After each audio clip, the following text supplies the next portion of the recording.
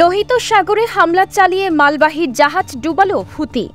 বিস্তারিত দেখুন অগ্রযাত্রা ডেস্ক রিপোর্টে। লোহিত সাগরে হামলা চালিয়ে একটি মালবাহী জাহাজ ডুবিয়ে দিয়েছে ইয়েমেনের হুতি বিদ্রোহী গোষ্ঠী। এক প্রতিবেদনে এই খবর জানিয়েছে রয়টার্স। গত সোমবার এক বার্তায় গোষ্ঠীটি জানিয়েছে, গুলি, রকেট ও দূরনিয়ন্ত্রিত বিস্ফোরক ভর্তি নৌকা ব্যবহার করে চালানো হামলায় ক্ষতিগ্রস্ত জাহাজটি ডুবে গেছে।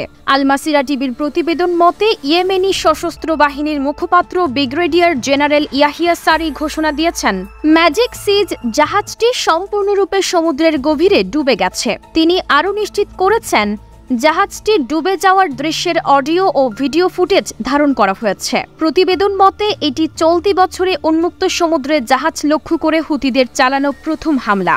জাহাজটির গ্রিক মালিকানা প্রতিষ্ঠান স্টেম শিপিং বলেছে, জাহাজটি সত্যি ডুবে গেছে কিনা তা তারা এখনও নিশ্চিতভাবে বলতে পারছে না। রয়টার্স জানিয়েছে, তারাও তাৎক্ষণিকভাবে এই তথ্য যাচাই করতে পারেনি। হুতির পক্ষ থেকে গত রোববার এই হামলার দায় স্বীকার করা হয়।